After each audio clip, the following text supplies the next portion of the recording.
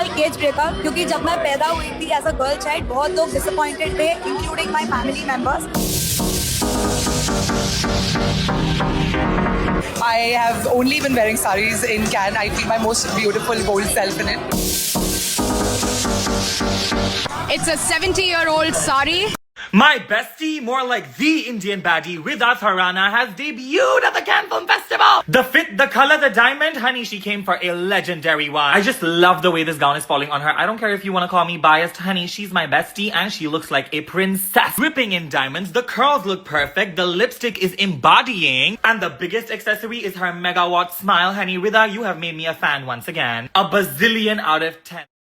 Dreams come true if you have 20 lakhs to pay for a Cannes ticket. It sounds like you are yelling in a crowded market. Machi Bazaar. One thing I loved was how real their skin look here with all the acne, pores and pimples. Even the lines and wrinkles on the forehead. Cannes is a film festival and you guys are so-called influencers. So how has it become a dream for you? Are you showcasing something or a part of movie? In this video, we are going to talk about this year Cannes Film Festival और उसके around हो रही controversies. Last कुछ years से Cannes Film Festival का एक नया side देखने को मिल रहा है और वो है इन्फ्लुएंसर का रेड कार्पेट टेक ओवर। पहले कांस सिर्फ फिल्म मेकर्स, एक्टर्स, डायरेक्टर्स और सिनेमा जर्नलिस्ट के लिए जाना जाता था। 2025 में स्पेशली बहुत कंट्रोवर्सी हुई थी बिकॉज ऐसा लग रहा था कि कांस का फोकस सिनेमा से शिफ्ट होके इन्फ्लुएंसर कल्चर पे आ रहा है। उस टाइम एक इंडियन इन्फ्लुएंसर का वीडियो भी काफी वायरल हुआ था जहाँ सिक्योरिटी उन्हें रेड कार्पेट से साइड कर रही थी। For context, Cannes film festival दुनिया का सबसे प्रेस्टिजियस इंटरनेशनल फिल्म फेस्टिवल माना जाता है। ये फेस्टिवल ऑफिशियली 1946 से स्टार्ट हुआ था और हर साल कांस में ऑर्गेनाइज होता है। हिस्टोरिकली कांस का मेन पर्पस रहा है वर्ल्ड सिनेमा को सेलिब्रेट करना, जहां लेजेंडरी फिल्म मेकर्स अपनी मूवीज को प्रीमियर करते हैं, इंटरनेशनल मीडिया कवरेज होती है और अवार्ड्स दिए जाते हैं। और इस साल इसका 79th एडिशन मई 12 से लेकर मई 23 तक चल रहा है। लेकिन अब कांस सिर्फ मूवीज तक लिमिटेड नहीं रहा। Luxury beauty brand, fashion houses और मीडिया कंपनीज भी कांस को एक मैसिव ग्लोबल मार्केटिंग इवेंट की तरह यूज कर रही है और इसी रीजन की वजह से इन्फ्लुएंसर की प्रेजेंस भी हर साल नोटिसेबली इंक्रीज हो रही है। इस ईयर भी काफी इंडियन इन्फ्लुएंसर कांस में दिखने वाले हैं। पहले बहुत creators mainly red carpet appearance के लिए जाते थे। इस बार क्रिएटर्स को सिर्फ ग्लैमरस गेस्ट की तरह नहीं बल्कि इनसाइडर की तरह प्रेजेंट किया जा रहा है। सूफी मोतीवाला और ऋषिता मंगल ऑफिशियली कांस इनसाइडर के रोल में गए हैं। ये एक्चुअली एक प्रॉपर को ब्रांडेड कैंपेन है बिटवीन ब्रूट इंडिया और लॉरियल पेरिस। मतलब इनका काम सिर्फ रेड कार्पेट पे चलना नहीं है बल्कि लाइव रिपोर्टिंग करना, बैक स्टेज ग्लैमर दिखाना, सेलेब ब्यूटी लुक को ब्रेक डाउन करना, बिहाइंड द सीन कवर करना और ऑडियंस को इनसाइडर एक्सेस वाला फील देना भी है। सूफी अपने फैशन कमेंट्री के लिए ऑलरेडी वायरल हैं। दूसरी तरफ ऋषिता मंगल भी फैशन स्टाइल और स्टाइलिंग कमेंट्री के लिए फेमस है। इसलिए शायद ब्रांड को लग रहा होगा कि ट्रेडिशनल मीडिया से ज्यादा कवरेज ये क्रिएटर्स दे सकते हैं। इस ईयर रिदा थराना भी कांस फिल्म फेस्टिवल अटेंड कर रही हैं। रिदा ऑफिशियली कांस 2026 रेड कार्पेट पे वॉक करने वाली हैं। उनका पूरा कांस प्रेजेंस प्रोफेशनली स्पॉन्सर्ड और कमर्शियली बैक्ड है। रिदा का कांस डेब्यू आउटफिट डिजाइन कर रही है नैन्सी त्यागी। नैन्सी खुद इस साल रेड कार्पेट पे वॉक नहीं करने वाली है। पहले कांस मेनली सेलेब स्टाइलिस्ट और लग्जरी फैशन हाउसेस डोमिनेट करते थे बट अब इंडिपेंडेंट इंडियन क्रिएटर्स भी कांस फैशन इकोसिस्टम का पार्ट बन रहे हैं। ब्रूट इंडिया कांस का ऑफिशियल डिजिटल मीडिया पार्टनर है। कांस में कुछ इन्फ्लुएंसर फुल्ली स्पॉन्सर्ड होते हैं वाइल कुछ क्रिएटर को स्पॉन्सर डील्स पे अटेंड करते हैं। ये पूरा model basically advertising, content creation और इन्फ्लुएंसर ब्रांडिंग पे बेस्ड होता है। साथ ही इस ईयर दूसरे इन्फ्लुएंसर जैसे Disha Madaan, Kritika from the mermaid scale, actress Smriti Khanna, Niranjan Mandal, Ishani Mitra, Niharika Jain और celebrity chef Pavitra Kaur, Mrs India Deepali, ये सब भी कांस में नजर आने वाले हैं। जब भी कांस इन्फ्लुएंसर की बात होती है मोस्ट लोगों को लगता है कि सबको directly festival committee personally invite करती है बट रियलिटी एक्चुअली काफी डिफरेंट है। मेजॉरिटी ऑफ इन्फ्लुएंसर जो कांस फिल्म फेस्टिवल अटेंड करते हैं उन्हें directly Cannes board personally invite नहीं करता। उनका Cannes presence mostly brand sponsorship, media partnership और पेड कमर्शियल पैकेज के थ्रू किया जाता है। हाँ, legendary film maker, actor, director और सिनेमा आइकन्स को ऑर्गेनाइजिंग कमेटी डायरेक्टली इनवाइट करती है because they are officially linked to the movies. लेकिन सोशल मीडिया क्रिएटर का entry route usually completely different होता है और ये पूरे सिस्टम को ब्रॉडली 4 कैटेगरीज में डिवाइड किया जाता है। फुल्ली स्पॉन्सर्ड ब्रांड एम्बेसडर, ये सब प्रीमियम और पॉलिश्ड कैटेगरी होती है। ग्लोबल लग्जरी ब्रांड जैसे लॉरियल पेरिस या शोपा कांस के ऑफिशियली कॉर्पोरेट स्पॉन्सर होते हैं और स्पॉन्सरशिप डील्स के अंदर उन्हें सर्टेन रेड कार्पेट प्रिविलेज और एक्सेस राइट मिलते हैं। फिर ब्रांड्स क्रिएटर को चूज करते हैं जिनके लिए कांस में वॉकिंग एडवर्टाइजमेंट बन सके। जैसे इस ईयर सूफी मोतीवाला और ऋषिता मंगल सिर्फ गेस्ट नहीं है, they are literally part sort of commercial marketing machine. उनका काम है live reporting, backstage content, fashion commentary, reels और ब्रांडेड इंटीग्रेशन। मतलब ब्रांड्स एंड क्रिएटर को कांस भेजते हैं अपने ब्रांड इंप्रेशन के लिए। इसमें flight, hotel, luxury fitting, stylist, media delegations, Brut India squad model. Brut India जैसे digital media company official media partner बनते हैं कांस की। इस पार्टनरशिप के थ्रू उन्हें मल्टीपल रेड कार्पेट पासेस और मीडिया एक्सेस अलॉट होता है। And the third one is paid commercial packages. Independent creators या नीच एंटरप्रेन्योर जिनके पास कोई मेजर ग्लोबल स्पॉन्सरशिप नहीं होती, वो ऑफन कांस एक्सेस डायरेक्टली कमर्शियल पैकेजेस के थ्रू सिक्योर करते हैं। And the fourth one is self funded and corporate founder model. इस कैटेगरी में मोस्टली एंटरप्रेन्योर, स्टार्टअप फंडर्स, नीच पर्सनालिटीज और लग्जरी बिजनेस ओनर्स आते हैं। इनके लिए कांस एक बिजनेस इन्वेस्टमेंट होती है PR एक्सपोजर के लिए। जैसे लास्ट ईयर पारुल गुलाटी गई थी अपने ब्रांड ने शेयर को रिप्रेजेंट करते हुए हेयर्स की ड्रेस वेयर करके। रिपोर्ट्स के अकॉर्डिंग एक कांस पैकेज का टोटल कॉस्ट रफली 8 लाख से लेके 30 लाख तक जा सकता है depending on access level. Mid level experience 8 to 10 lakh तक जाता है। ये कंपैरेटिवली बेसिक पैकेज होता है। इसमें generally low tier screening access, networking events, partial styling support, basic logistic coordination included होता है। इसके बाद आती है एलीट एक्सपीरियंस जिसका प्राइस होता है 12 to 15 लाख। यहाँ से प्रीमियम ट्रीटमेंट स्टार्ट होता है। इसमें upgraded premium access, high profile after parties, better networking circle, coordinated content opportunities, professional media handling मिलना स्टार्ट हो जाता है। And the last one is premium red carpet walk जो कि 20 to 30 लाख के अंडर आता है और ये सबसे एलीट है। इसमें guaranteed red carpet walk, official photography slot, ये सारी चीजें इंक्लूडेड होती है। इस ईयर कांस फिल्म फेस्टिवल में काफी बॉलीवुड सेलेब भी दिख रहे हैं, लेकिन सबसे ज्यादा ऑनलाइन डिस्कशन और बैकलैश सिर्फ 2 लोगों को मिल रहा है और वो है उर्वशी रौटेला और आलिया भट्ट। और दोनों की कंट्रोवर्सी कम्प्लीटली अलग रीजंस की वजह से वायरल है। उर्वशी रौटेला को इस बार काफी ट्रोलिंग फेस करनी पड़ रही है बिकॉज उन्होंने कांस में वियतनामीज डिजाइनर आउटफिट वियर किया था। नॉर्मली कांस में इंटरनेशनल डिजाइनर के आउटफिट पहनना कोई अनयूजुअल बात नहीं होती। हॉलीवुड और Bollywood celeb regularly global fashion houses carry करते हैं, लेकिन कंट्रोवर्सी तब स्टार्ट हुई जब उर्वशी ने ब्रूट इंडिया को इंटरव्यू देते हुए कहा, "Whenever I represent my country, I am no more Urvashi. I am India. It's my 5th year in a row. I feel very proud and I have always represented my country in the best possible manner." और बस इस statement के बाद उन्हें heavily troll करना start कर दिया गया था। Representing India, wearing a dress from Vietnam, true nationalism of Bollywood. First Indian to say hi to Brute India. Presenting India but wearing Vietnamese designer. First woman to represent India in non-Indian designer outfit. दूसरी तरफ आलिया भट्ट के around जो controversy चल रही है वो actually कांस fashion से ज्यादा लेगेसी और ब्रांड से लिंक्ड है और इस कंट्रोवर्सी में आलिया के साथ लॉरियल पेरिस भी काफी बैकलैश फेस कर रहा है। इशू तब स्टार्ट हुआ जब कांस के होटल मार्टिनेज पे huge L'Oreal Paris promotional banners के पिक्चर्स वायरल हुए। पोस्टर में न्यूअर एम्बेसडर प्रोमिनेंटली विजिबल थे, लेकिन वहाँ ऐश्वर्या की पिक्चर नहीं थी और इंडियन ऑडियंस के लिए कांस और ऐश्वर्या का कनेक्शन ऑलमोस्ट लेजेंडरी लेवल का है। ऐश्वर्या 2003 से कांस और लॉरियल पेरिस का फेस रही है, इसलिए जब बैनर्स में उनके एब्सेंस नोटिस हुई तो सोशल मीडिया पर बैकलैश स्टार्ट हो गया। ब्रांड इंटेंशनली न्यूअर एम्बेसडर को पुश कर रहा है वाइल ओल्डर आइकन्स को साइडलाइन किया जा रहा है। इस बीच आलिया की PR टीम इनडायरेक्टली ऐश्वर्या के अगेंस्ट नेगेटिव PR पुश कर रही थी और इसके बारे में हमने यहाँ पर बात की है। अभी ब्रांड ने इस पूरे मैटर पर रिस्पॉन्स करते हुए कहा है, year after year, Cannes after Cannes, she never Mrs. Reports के अकॉर्डिंग ऐश्वर्या अभी भी ऑफिशियली ब्रांड के एक्टिव ग्लोबल एम्बेसडर हैं और कांस 2026 में अपनी 23rd रेड कार्पेट अपीयरेंस के लिए लॉक्ड इन है। उन्हें रिपोर्टेडली सी साइड प्रमोशनल शूट करते हुए भी स्पॉट किया गया था। आज की वीडियो के लिए इतना ही। Do let me know your thoughts on this, do let me know in the comments. और वीडियो पसंद आई हो तो प्लीज चैनल को सब्सक्राइब, वीडियो को लाइक कर देना। मिलता है नेक्स्ट वीडियो में। Thank you.